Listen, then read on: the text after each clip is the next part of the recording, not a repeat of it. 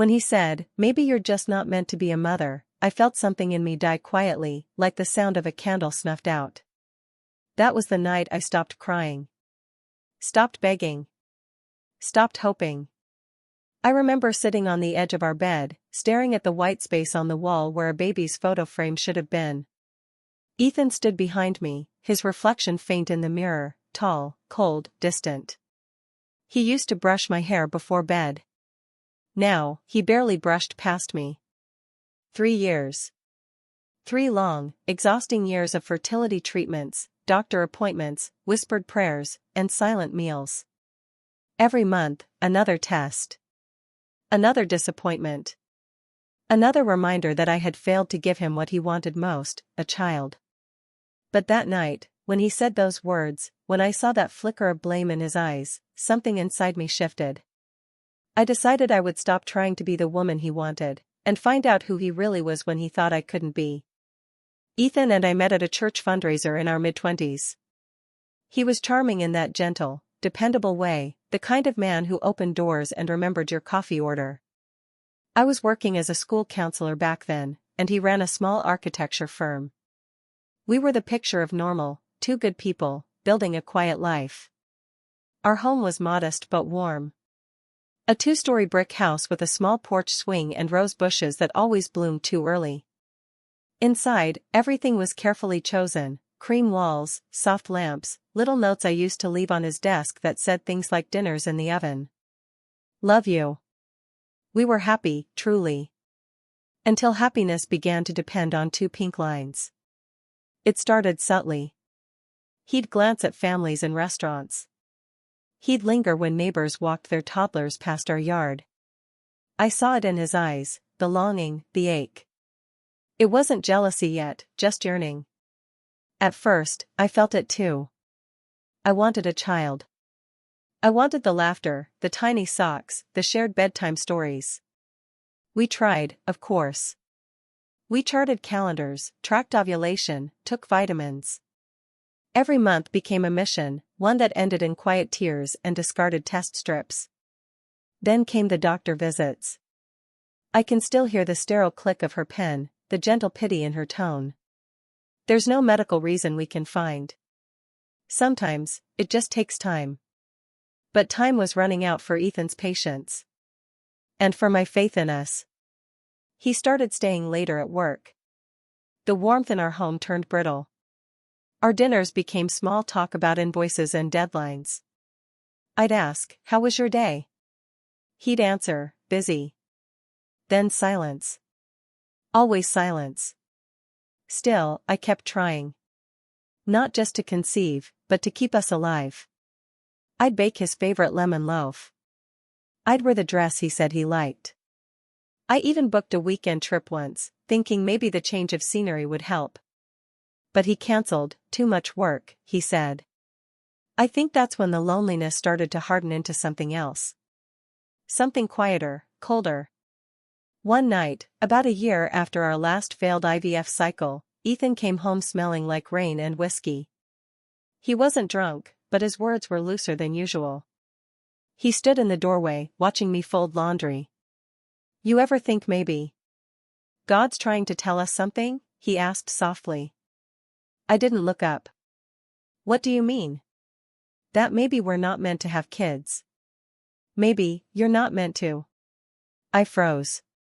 "You're not meant to." "Not we." "You." Something twisted in my chest. That was the moment I realized, to him, this wasn't our failure anymore. It was mine. He went to bed that night, and I sat alone in the dim light of the kitchen. The refrigerator hummed, the clock ticked, and I stared at a photograph of us from our wedding day, smiling, sunlit, naive. That's when the idea came. Not out of malice. Out of clarity. If his love could only exist when tied to the promise of a child, then maybe it wasn't love at all. The next morning, I told him. Calmly. Almost like I was discussing the weather. "The doctor called," I said. "They ran a new test. It's me, Ethan. I can't have children." His eyes widened, but not with grief. Not even pity. Just calculation. Oh, he said, barely above a whisper. Are you sure? I nodded. Yes. I'm sorry. He didn't hug me. Didn't hold me. Just stood there, quiet, as if already planning the next move. And that's when I knew, the lie would reveal more truth than any medical test ever could. The days that followed were strangely calm. Too calm. Ethan stopped mentioning adoption, stopped tracking my cycle, stopped pretending we were trying. It was as if my so-called infertility had granted him relief, freedom, even. He began working later again. His phone buzzed more often, with messages he'd tilt away from me to read. I tried not to pry, the lie was mine, after all, but the distance grew like fog. He'd come home after midnight, smelling faintly of unfamiliar perfume. Not strong, just a trace, enough to haunt me. I'd ask, late meeting? He'd answer, yeah. Every time, the same lie layered over mine. It's strange how two people can live under one roof, each carrying secrets like invisible suitcases, pretending not to notice how heavy they've become. I told myself I was just being paranoid. That maybe he was finally out with friends again, trying to breathe. But the truth was, I had already started watching him differently. Listening more carefully. Every sigh, every delayed text, every shower longer than usual, it all became a puzzle. And somewhere deep down, I knew the pieces were already forming a picture I didn't want to see. That was the calm before the storm. Before the phone call that changed everything. Before I learned just how far Ethan would go to find what he thought I couldn't give him. It started with a phone call on a Thursday morning, the kind that seems ordinary until it isn't. I was sitting in my office at school, halfway through writing a report about a student's behavioral plan, when my cell phone buzzed. The screen flashed an unfamiliar number. I almost ignored it. But something, maybe instinct, made me answer. Hello? Is this Mrs. Harper? Yes, I replied, cautious. Hi, this is Amanda from Hopeful Hearts Fertility Agency. I'm calling to confirm your consultation with Dr. Benton this Friday at 3 p.m. For a moment, I couldn't breathe. The room blurred at the edges. I think you have the wrong number, I stammered. Oh, she sounded surprised. This is for Mr. Ethan Harper, your husband? He listed you as the secondary contact. I froze. My throat felt dry, my voice smaller. Oh, right. Yes. Sorry, I forgot. No problem, she said cheerfully. We'll see you both then. She hung up before I could respond. I sat there for a long time, phone still pressed to my ear, the hum of the fluorescent lights suddenly unbearable. My hands trembled as I placed the phone down. A fertility agency. My husband, the man who knew I couldn't have children, had booked an appointment. Without telling me. For the rest of the day, I moved like a ghost through my tasks. Smiling at students. Nodding in meetings.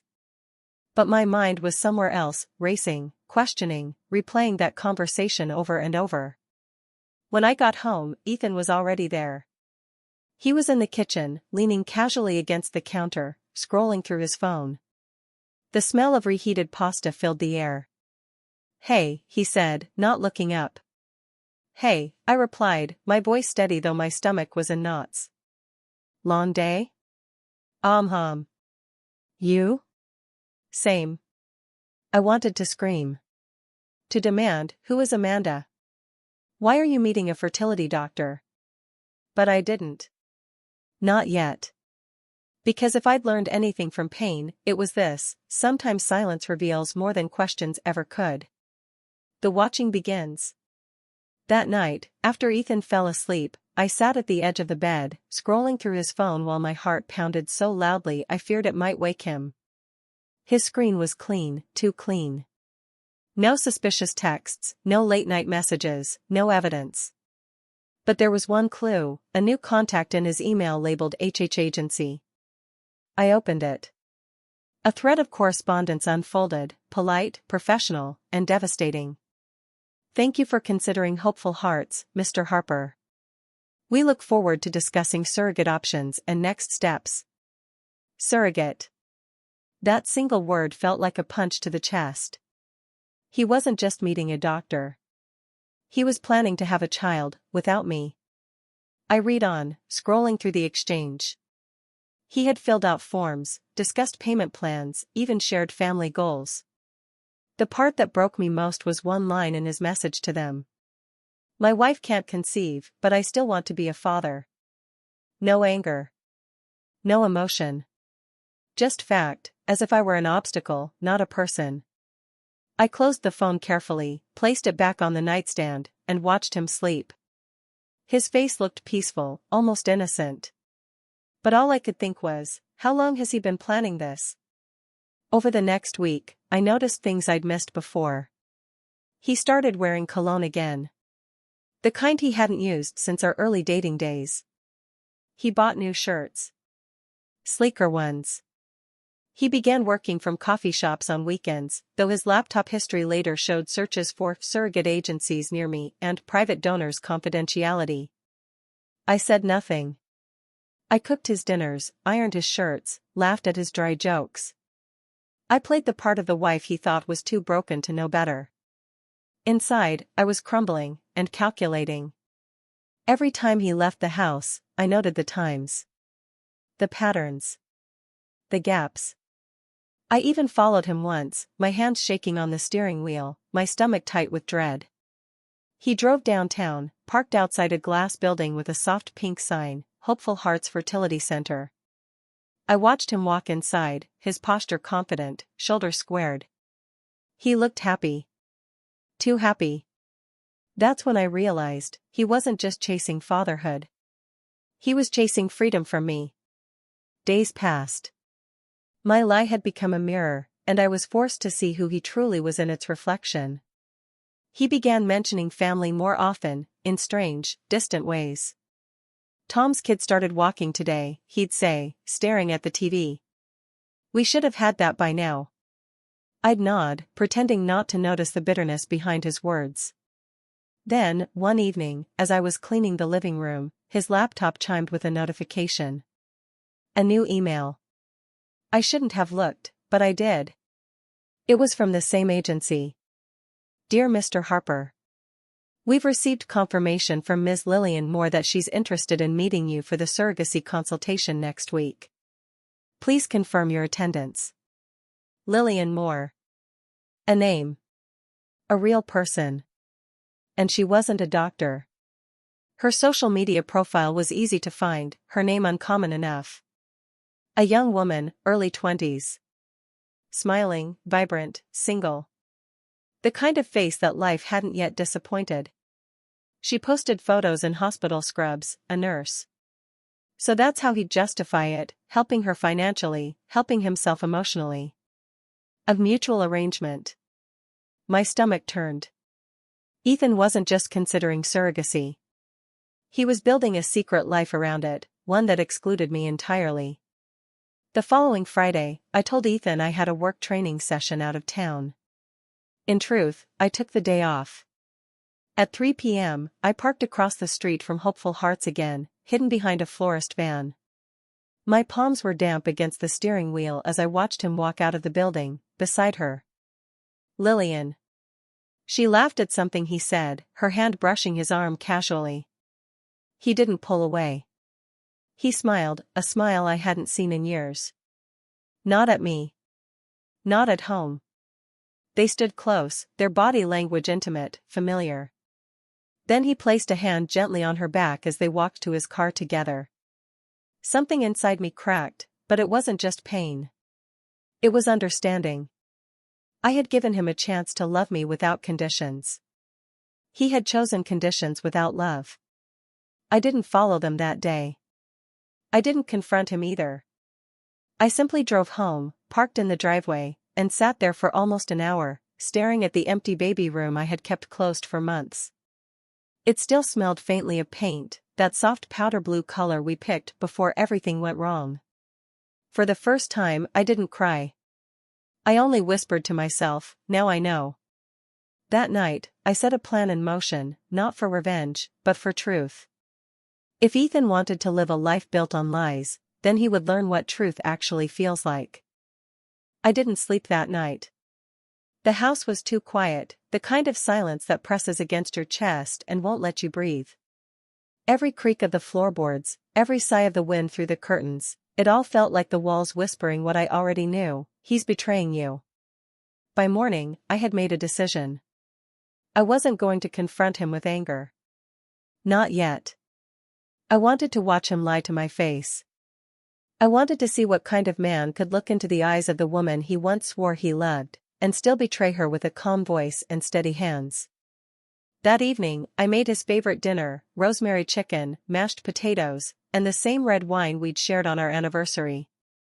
I set the table neatly, even lit candles, pretending for one last night that we were still us. When he came home, surprise flickered across his face. "What's all this?" he asked, loosening his tie. "Just felt like cooking," I said softly. "It's been a while since we sat down like this." He smiled, a small, rehearsed smile. The kind you give out of obligation, not affection. "Smells great," he said, taking his seat. We ate in silence at first. He asked about work. I told him about a student who drew his pet goldfish for a writing assignment. He laughed politely. I watched him closely, the way he avoided my eyes, the way he kept glancing at his phone when he thought I wasn't looking. Halfway through dinner, I decided to ask. "Ethan," I began, keeping my tone gentle, "have you been busy at work lately?" He looked up, suspiciously casual. "Yeah. You know how it is, projects, clients." "Why?" "No reason.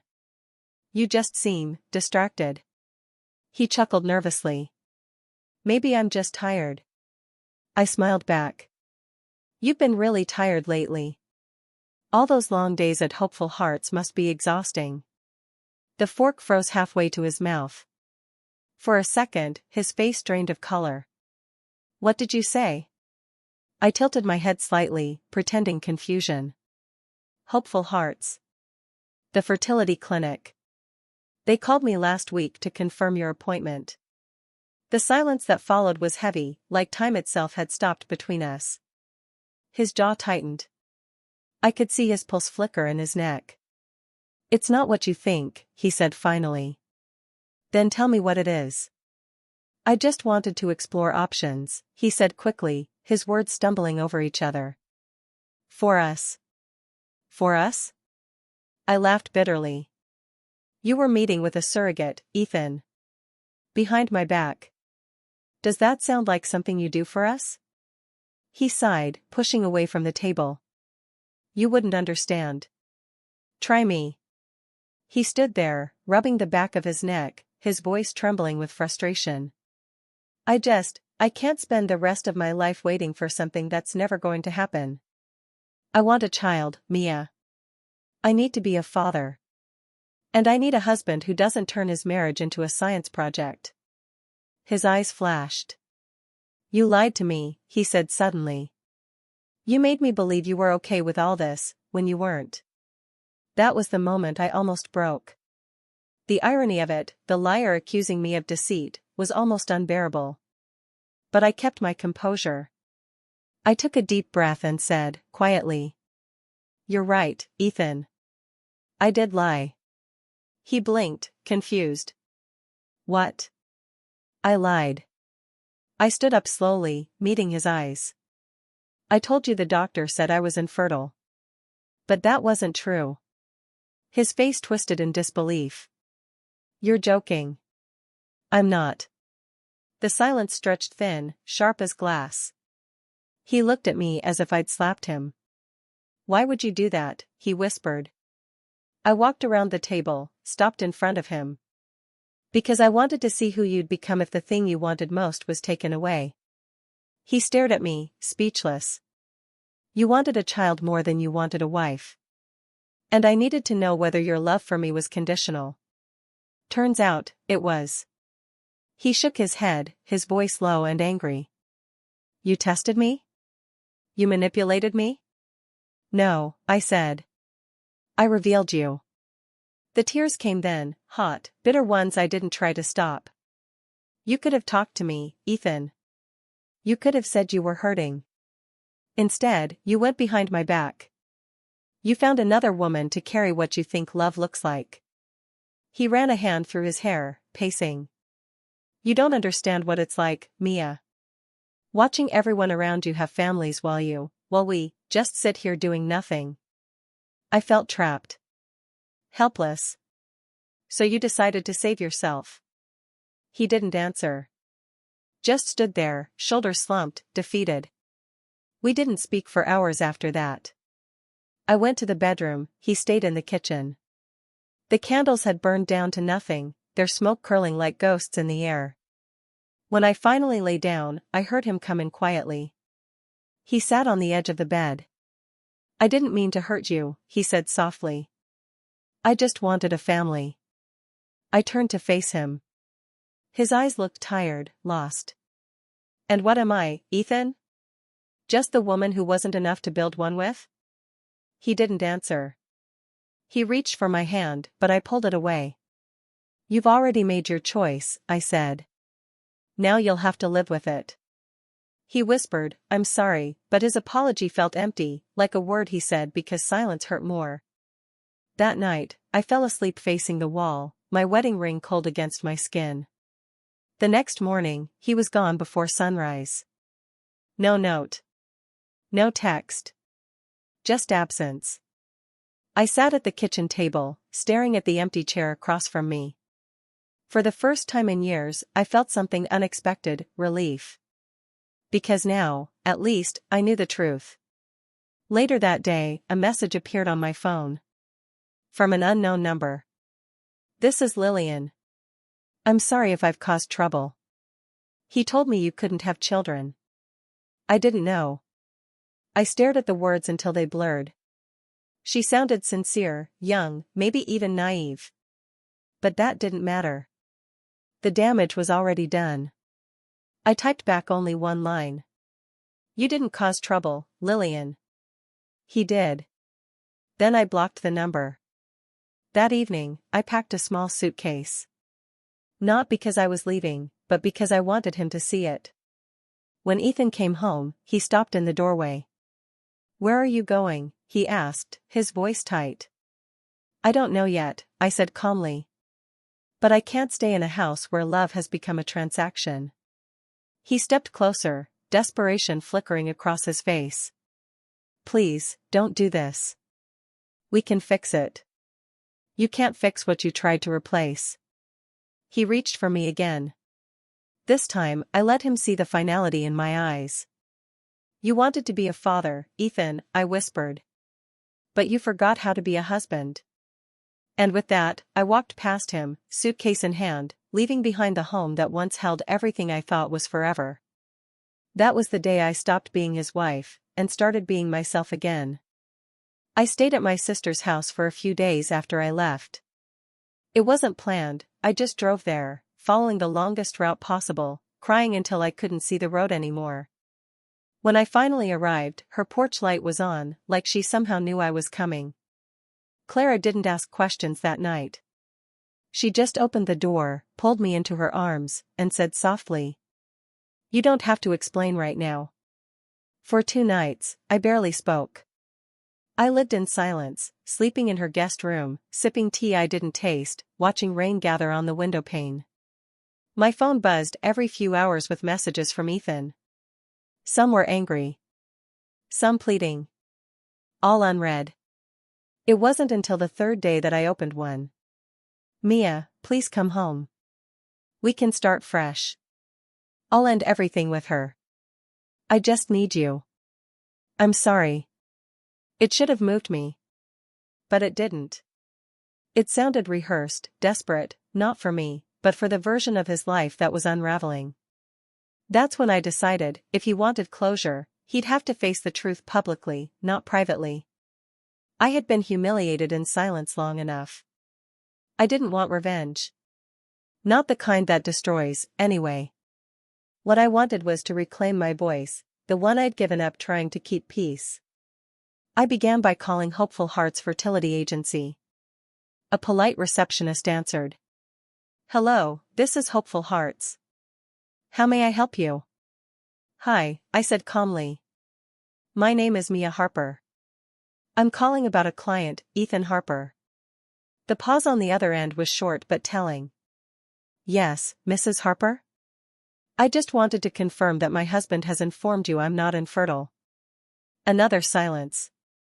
Then a hesitant, I'm sorry? You should be, I said gently. Because he's been using your services under false pretenses. I didn't raise my voice. I didn't threaten. I simply let my words sink in.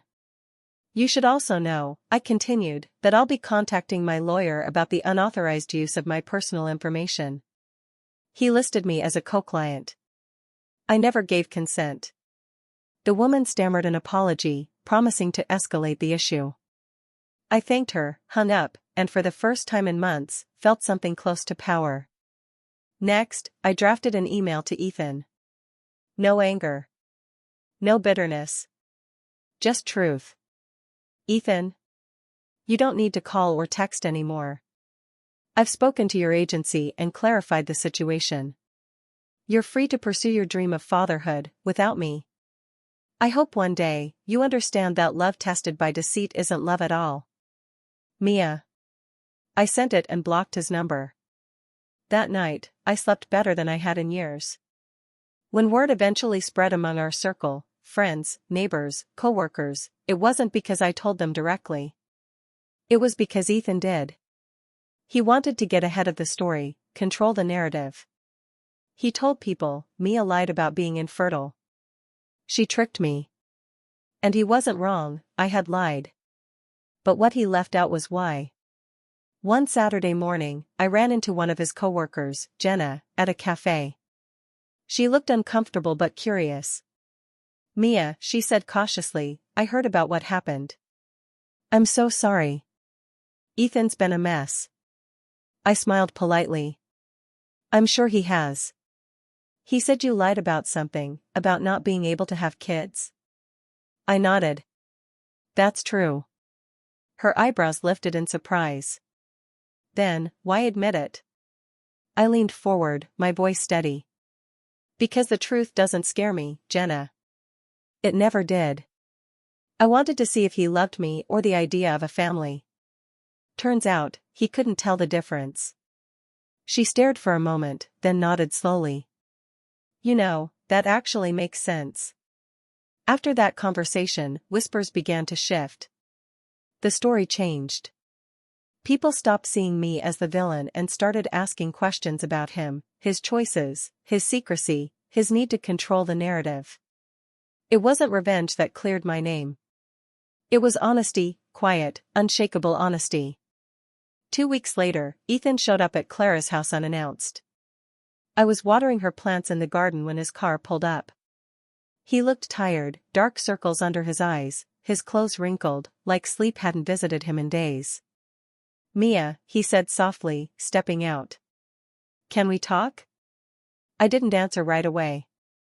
I finished watering the last pot, then turned to him. About what? About us. About everything. There is no us anymore, Ethan. He exhaled, running a hand through his hair. I know I messed up. But you have to understand, I was desperate. I thought I was losing everything. You weren't losing everything, I said. You were losing control. He flinched at that. I never wanted to hurt you. You didn't just hurt me, I said quietly. You made me doubt the value of my heart. You made me believe love needed proof, that it had to be earned through pain. He stepped closer, his voice breaking. I still love you. No, Ethan. You love the idea of redemption. You love not being the villain. He stared at me for a long moment, then dropped his gaze. So that's it? You're done? Yes, I said simply. For my dignity. For my peace. He nodded slowly, tears filling his eyes. Then, in a trembling voice, he said, I just wanted a family. I looked at him, this man I once adored, and said the truest thing I'd ever spoken. You could have had one, Ethan. You already did. You just didn't know how to cherish it. He left without another word. After he drove away, I sat on the porch, staring at the sunset. The sky was streaked with orange and lavender, colors of endings that still managed to be beautiful. For the first time in years, the air felt light. My heart, though bruised, felt mine again. I realized something then: love without respect is just dependency. And sometimes, losing someone isn't the tragedy we think it is. Sometimes, it's the beginning of remembering who we are. But my story didn't end there. Because the truth I'd uncovered was about to echo far beyond my marriage, into the people who once believed his version of events, and the quiet justice that came next. The following weeks were quieter than I expected. Ethan moved out of our bedroom but not out of the house, not yet. He said he needed time to figure things out, though I think he just couldn't face the world knowing he'd built his life on a lie he now couldn't control. I didn't argue. I cooked breakfast as I always did, went to work, paid bills, watered the plants. My silence unsettled him more than shouting ever could. One evening, I came home to find him sitting at the dining table, his laptop open, head in his hands. He looked smaller somehow, not the man who used to fill a room with confidence, but someone cornered by his own reflection. "Mia," he said when he saw me. "I've told my mother." I set my keys down. Told her what? About all of it.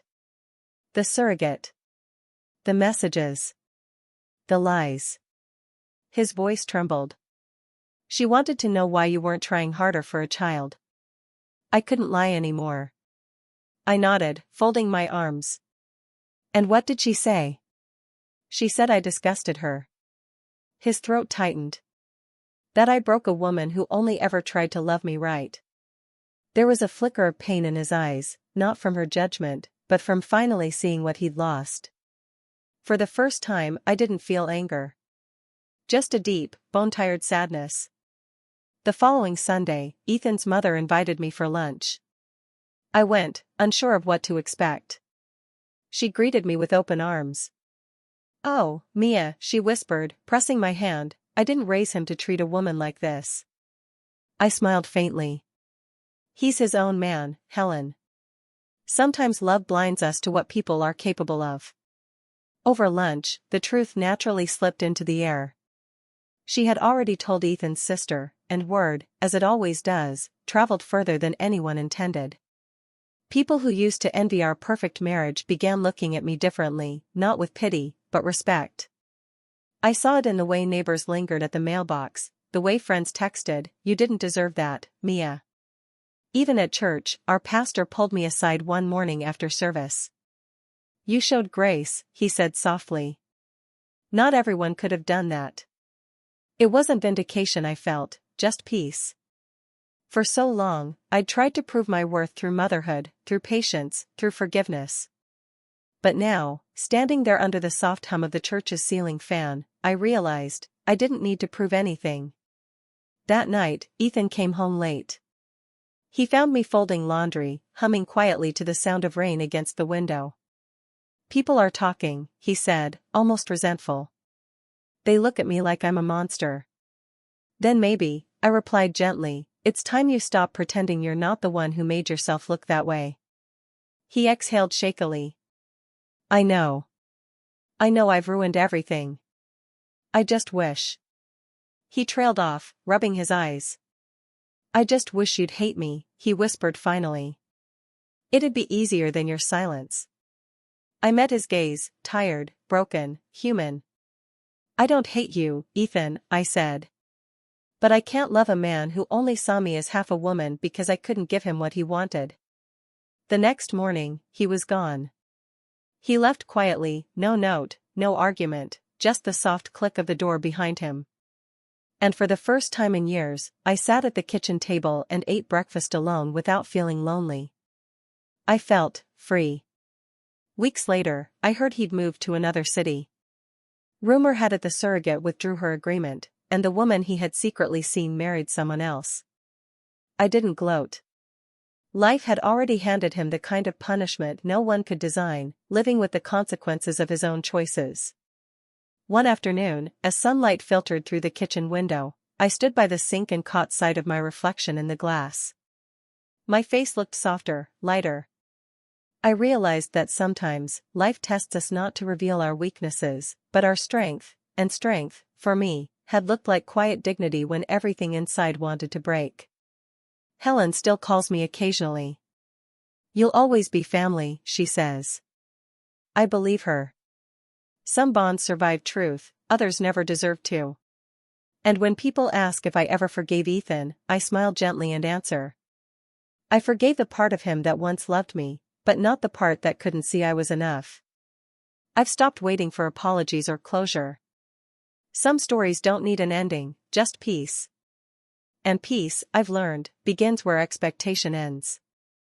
It's strange how healing doesn't arrive with fireworks or big revelations. It comes softly, like sunlight seeping through curtains after a long night of rain. 4 months after Ethan left, I didn't speak much about what had happened. I didn't need to. The walls of our house had already heard enough confessions, enough tears. Instead, I filled the silence with little rituals. Morning tea on the porch. Evening walks with soft jazz in my earbuds. I started journaling, not about him, but about me. About the woman I'd forgotten while trying to be someone's perfect wife. At first, the pages bled anger. Then sorrow. Then, slowly, gratitude. Gratitude for surviving what I once thought I couldn't. I began volunteering at a local women's shelter, teaching art classes on weekends. The women there carried their own scars, some visible, some buried deep, but together, we painted things that felt like beginnings. Flowers, sunsets, doorways. One day, while we were cleaning brushes, one of them, a young mother named Leah, said quietly, "You talk like someone who's lost everything and still found peace." I smiled. "Maybe peace isn't found," I told her. "Maybe it's made." And I realized I had been making it, brushstroke by brushstroke, choice by choice. A few months later, I saw Ethan again. It was at a cafe downtown. He looked different, thinner, older. He saw me before I could turn away, and for a second, I considered pretending not to notice. But something in his eyes, tired, unsure, made me stay. "Hi," he said softly, as if approaching something sacred. "Hi," I replied. He hesitated before sitting down. "You look, well." "I am," I said simply. He nodded, fidgeting with his coffee cup. "I'd been in therapy," he murmured, almost to himself. "Trying to understand why I did what I did. Why I couldn't love right." I didn't say anything. Sometimes silence is kinder than words. After a pause, he looked up. "I know sorry doesn't fix anything. But I am. For everything. For breaking something good just because I was scared it wouldn't be perfect." There was sincerity in his voice, and that, oddly enough, was enough for me. "I believe you," I said quietly. "But forgiveness doesn't mean return, Ethan. It just means I won't carry your mistakes anymore." He nodded slowly, tears welling in his eyes. "I'm glad you're okay," he whispered. "I am," I said again, and this time it was true. When he left, I didn't feel that old ache. No longing, no anger. Just peace. It was like watching the final page of a book close, not with bitterness, but closure. That night, I came home, lit a candle, and wrote one final line in my journal. He wanted a mother for his children. I wanted a partner for my soul. We were never the same story. From that day forward, I stopped calling myself infertile. Because I had learned, fruitfulness isn't only about wombs, it's about hearts. And my heart had learned to grow peace, patience, and purpose. I started my own small business, handmade candles inspired by emotions. Each one had a name: resilience, quiet love, letting go. They sold better than I expected. Women would message me, saying, "I light this when I need to remember who I am." And in some ways, that became my ministry, not to fix broken hearts, but to remind them that healing is possible. One evening, I was closing up shop when Helen, my former mother-in-law, stopped by. She hugged me tightly. "You've done beautifully, Mia," she said. "You remind me that grace doesn't mean weakness." Her words stayed with me long after she left. Because maybe that's what this story had been about all along, not the betrayal, not the lies, not even the deception, but grace. The quiet, steady kind that doesn't make noise but changes everything it touches. I used to think love was about holding on. Now, I know it's also about letting go, with dignity, with faith, with open hands. Some nights, I still sit by the window, tea steaming in my favorite cup, listening to the wind rustle through the trees. And I whisper to myself, not out of regret, but remembrance. I didn't lose him. I released him. Because real love, the kind that begins with self-respect, doesn't beg to be chosen. It chooses peace, every single time. Sometimes, when I look back on everything that happened, it almost feels like I'm watching someone else's life. A woman who once believed that love meant giving until there was nothing left of her. A woman who thought that if she was patient enough, loyal enough, forgiving enough, she'd finally be enough. But now I know, love that demands you to shrink isn't love at all. And the moment I stopped trying to prove my worth, I found peace. It's strange, isn't it? How a lie, my lie, was what revealed the truth. I told him I was infertile to test his love, and in the end, it was his reaction that showed me the only thing truly barren between us was trust. I don't regret the lie anymore. Because it opened my eyes. Sometimes life doesn't hand us clean lessons. It gives us messy ones, the kind that break us open just enough for light to get in. If you ask me whether I ever loved him, I did. Deeply. But love isn't meant to hurt this quietly, this long. And maybe that's the hardest lesson of all, learning to let go of someone you still care for, because you finally care for yourself more. Now, when I see couples holding hands, I don't feel bitterness. I feel hope. Because I know what I want love to look like when it finds me again. Gentle, honest, and kind. And if it never finds me again, I'll still have peace. Because I built a life that doesn't need saving anymore. So tell me. Would you have done what I did? Would you have pretended, just to see the truth? If this story touched you, don't forget to check out the full video on my channel, Voices of Auntie Mae. Sometimes, the hardest stories to tell are the ones that heal us the most.